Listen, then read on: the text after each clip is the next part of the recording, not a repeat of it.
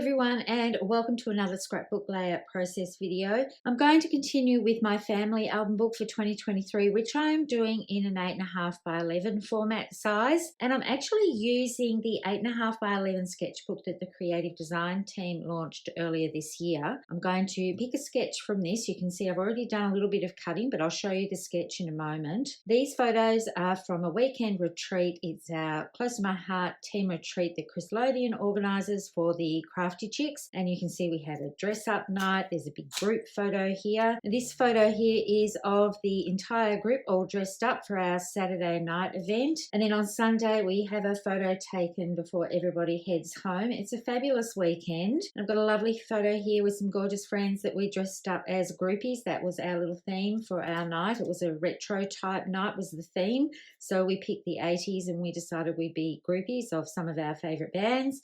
And also a photo with one of my good friends, Helen. There are other photos, and I've just picked a few of these because this is a family album. There is a companion page to this, and I have already scrapbooked that, so I'm not sharing those on YouTube in the process. And I'd forgotten that I actually hadn't put this page together until I flipped through and went to do June. So I'm going to get on with this one. This is going to be in March. And the sketch that I've picked out is here. So you can see there's a circle element here and some strips. And I thought this would be fun to stamp the title around. And I've got some stamped images that I'm going to put with that as well. So I'm just going to put that off to the side and then put this together. I've chosen some patterns for some mix-ins. This is a zip strip, and the mix-ins are actually from April to June. I just love this Seabrook colour, and it worked really well with the photos that I've got on my companion page. So I'm keeping those colours to fit in on this page as well. So the strips are basically going to go across like this. You could push them all up together if you wanted to and have a frame like this, but I'm going to leave, as the sketch has here, a gap in between each one. So I'm just going to do a bit of a dry fit on camera before I actually adhere everything down. The circle is going to go about here, and I've got this group photo to put up here like this. I might actually bring that down a little bit, I think. And then this photo is going to go here, and I've got a little bit of journaling, and I'm going to put a stamped element on this. So that's going to go underneath this area here. Now, because this was a weekend retreat all about scrapbooking and crafting, I've pulled out a very old Hostess Rewards set, Craft-A-Math, and I want to do some stamping with a couple of these elements. I've already gone ahead and I have stamped and fussy cut out the mug here, and I've used similar tones to what my background is. So I'm thinking this might go across like this on this edge of the photo. I'm going to stamp March around in this one with the Havana alphabet. And I think what I want to do is some stamping on the inside, but I might do it on this section as well. So let's get on with that. I'm going to put this aside for now, flip over my Versamat. I've already gone ahead and put all my letters onto blocks, and I'm going to stamp around this edge here. So this is one of my favourite alphabets. It's still available at the moment until the end of August. The current core catalogue is retiring at the end of August, and the Havana alphabet I think is one of my favourite all-time alphabets. I love all the little details that are on this. It really makes for a fun alphabet stamp to use. So I've got this all set up. I'm just going to follow this around. So the trick with stamping, I find, is to apply it. Don't press down too heavily. Leave it on the paper for a little while to make sure a good transfer of ink happens, and don't rush it. Normally I have my head right over the top, so I'm just going to turn this and bring it closer together. I'm hoping this will work. If I mess this up, or if I don't like the look of this and want to do it in a straight line, I can always flip my circle over and do it again. But I think I'd like to see if I can get a bit of a curve happening with this. So I just need to angle the R a little bit. And because this is a fairly loose sort of font, it's got a bit of leeway to it that I can go up and down with it, and I think it will still look quite fun. So you can see I'm turning this around so that I can turn my stamp as well. I really thought I was up to date with this album, and I think I said that I was in the last video I did, but when I was flicking through to pick photos for June, I found everything inside the page protector and not stuck down. So I thought, why not make a video and show you a little bit of a stamping technique with going around the edge. I think that's going to look really, really cool. I'm just going to put the ink away so I don't get ink where I don't need it, and put this in and put my photo back on. And I really love how that looks. I love the bit of the circle element. It creates a little bit of fun. This is a 6-inch circle. I have cut this out on my Cricut, so if you've got a Cricut machine, you can easily do that. If you have a large die set, the largest circle you have would work. It doesn't have to be a 6-inch circle. Or you can do it the old way we used to do things and trace around a dinner plate or a side plate or something like that. I think on this mug itself, you can see the little splatter here. It's separate, but I think what I want to do is stamp Craft Forever on here. I'm going to stamp this in black. Now, when I did the fussy cutting, I also cut out the little handle piece here with my scalpel because I like the way that looks rather than having the white there. And this is going to fit on here quite well, so I'm just going to stamp over that. Once again, my tip is not to rush it. Just let the ink absorb onto the paper. Don't push down too hard because you don't want to smush the stamp out. And that worked really, really well. So this is going to go here. And now I'm going to see if I've got room on this piece here to put this craft to math definition. I think this is quite appropriate. I don't know about you, but when I go away for a weekend retreat, or if I'm hosting a weekend retreat, the definition of number 2, craft to math, a period of time following a crafting event, usually means that I need a recovery period. So I think this would be quite cute to have on here. And it is going to fit if I put it directly underneath this march.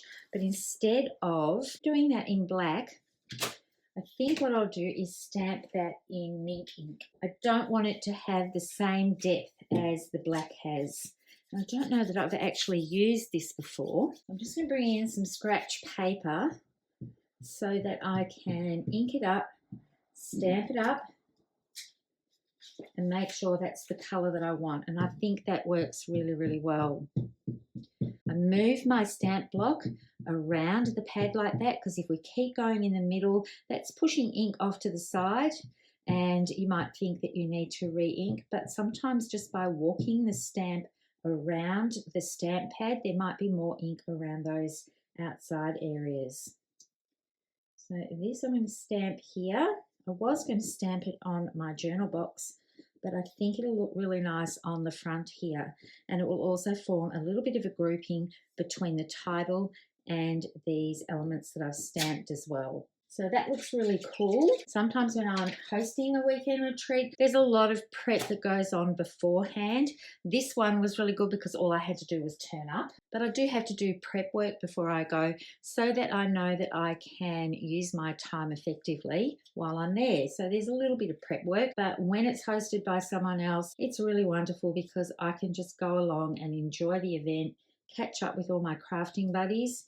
This was quite a large group and it's always so much fun. Chris puts on such a good weekend. There's lots of things to do and of course lots of chatting and lots of laughs. So I really wanted to put this in my family album even though it pertains to me because I've got things here about my children and other members of my family. So I think it's important to include a little bit of what I do as well. So when people are flicking through the albums, they can see what I love doing and it's all part of the family story. So I'm going to adhere everything down and then I'll be back for some finishing touches. I've got most of my page all put together here. You can see I've got my photo on. I've got my flip flap adhered. I'm going to cut through the page protector. So I might do that on camera for you if you want to check out how I do that towards the end of the video. And I'm looking at this and working out how I want this to appear. And I'm thinking I got a little smudge here. I tried to use a rubber and the rubber was a little bit dirty. So I'm going to turn that into a feature. In this stamp set, there is a scribbly line that's sort of like a texture drawer or something like that. So what I'm going to do is stamp some across here. I think I will use Seabrook ink for this. I'm just going to season this. I haven't used this one before, even though that's an old set. I don't think I've ever used this little line here. And I think Seabrook's going to work quite well. So I apologise if my head gets in the way here, but what I'm going to do is start off here and work my way in towards the photo, and where my photo is in the way here, I'm just going to mark that off, mask it off rather, because then this is going to sit here and it sort of gives a little place for these to land. I'm actually going to come down a little bit further as well. I might just rotate this. No, I'll keep it in the same direction. And I'm going to put another one down closer to this area here. I have another photo that I want to print off, so that's going to go here, and then my journaling will go down on this side. Now I'm just going to close that over, and then I'm going to come around. I need to do it the same way, so that's that way, so I need to come around this way, and then I'm going to put another one here. That's going to come just under that too, so that will fit quite nicely. And it's just finishing this section off a little bit, and I'm going to put a little bit of this coming out from this section here too.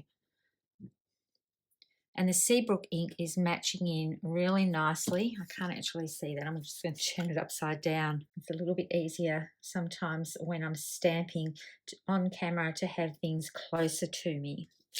I quite like how that little scribble line looks. Just thinking I might put another one just on this section. I'm going to mask off this march because I can come in this way.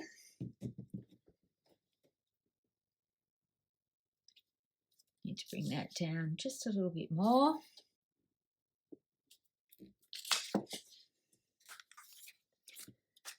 And I'm just wondering if I can fit a little bit of this just to come this way. Just to finish off this little section here so the border looks like it goes all the way around on this circle. I don't want it to go over the top of that one. Thinking this might work just like that. That works quite well. I quite like how that looks with the little scribbly lines going around there. So now I'm going to use some foam tape, I think on the Craft Forever. Well, actually, I might just tuck that under there like that. That looks a little bit cute. Just going to use my dot roller. Now, the good thing about a dot roller is that I can use it on top of my all-purpose mat here. Is I can go over all of this, and the adhesive only sticks to those pieces there. There's no overhang of adhesive at all when you use a dot roller on pieces like this. So that's going to go, I'm going to have that come out from behind this little mat here. And then it nestles in with the words. And then I'm going to use my dot roller again over the top of that, so you can see there's no gunk or gluey pieces that come behind the scissors there.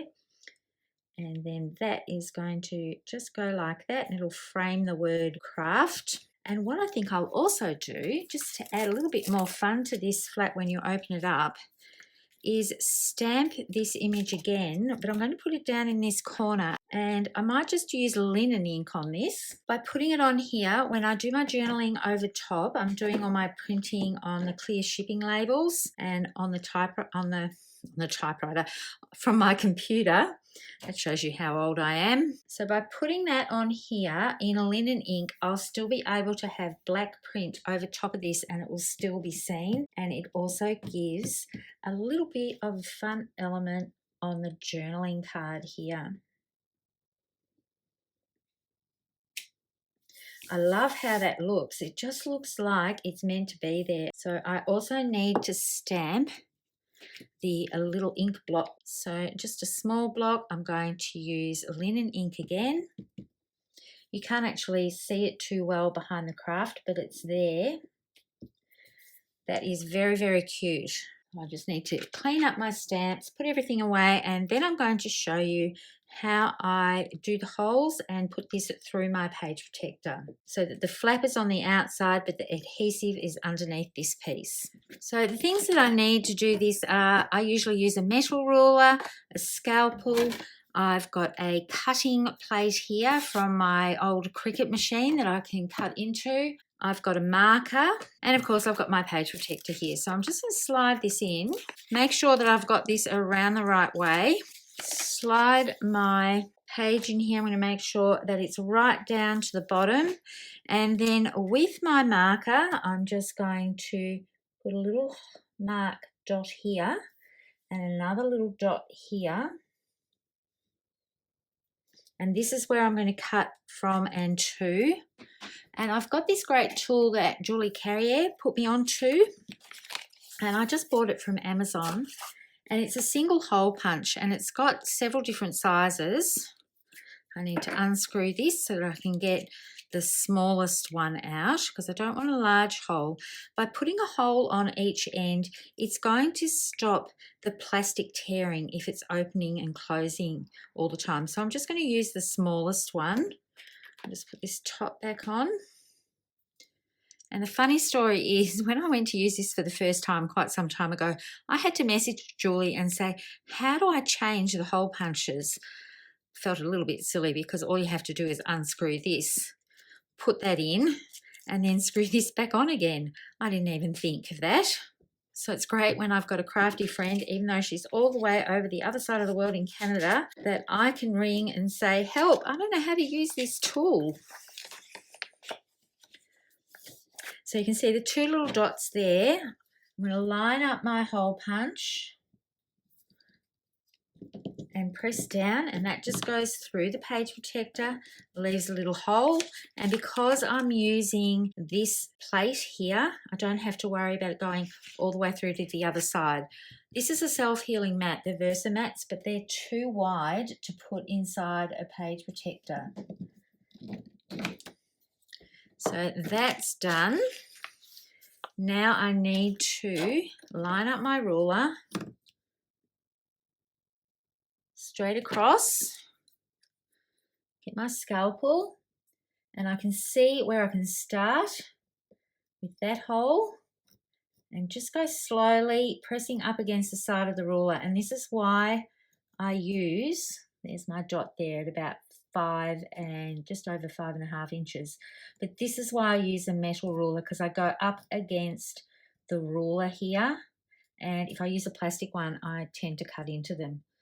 So now I'm just going to move down just slightly and repeat that again so that I've got a bit of a thicker opening than just one cut. I find that by having two, it makes it work just a little bit better. And it's just a slither. So you can see that's not very thick at all. Probably see it better when I put it over the black, but it leaves more purchase or more area for the flip flap to come through. So I'll just put the lid on that because I don't want to cut myself. And my flip flap actually opens this way. If you'd opened that way, the 6x4s have two different areas. You can have the adhesive running down the 4-inch length, or you can have it down the 6-inch length. Makes it easier. If the cut was this way, I could just slide that over and feed this through as I'm going down. Because I've got this as a side loading rather than a top one here, I should have had the adhesive at the top and used one of those. I'm going to bend my photo back a bit. I'm not creasing it, and I'm going to slide it into my memory protector. It's going to be a bit of noise while I'm doing this. You can see I can push that down and then start to feed that through that little slit that I've made. And because I've done a double slit, I am being a little bit careful, but our memory protectors are very, very sturdy. And now I've got that nearly all the way where I need it to be. Got my fingers there inside here, and once I get this through, I should be good to go. I'm just going very carefully. So this is probably what not to do, but you can make it work.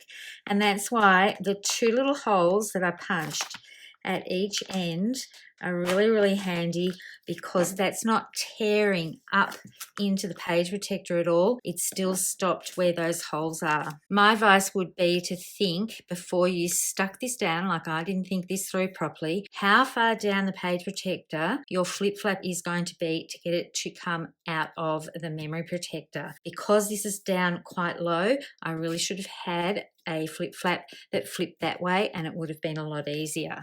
But it can work. And as you can see, this is testament to how good our memory protectors are and how sturdy they are. I put that through quite a bit to get that photo in through there. And I think what I'm going to do when it comes to putting the extra photo and the journaling on here, I'll be doing that through the protector rather than getting this back out again. So now I can put this back into my album, and the next one you'll see from this will be my June pages, which was what I was planning on showing you today, but I'm going to keep that for another video coming soon. As always, happy crafting. Thank you so much for watching, and bye for now.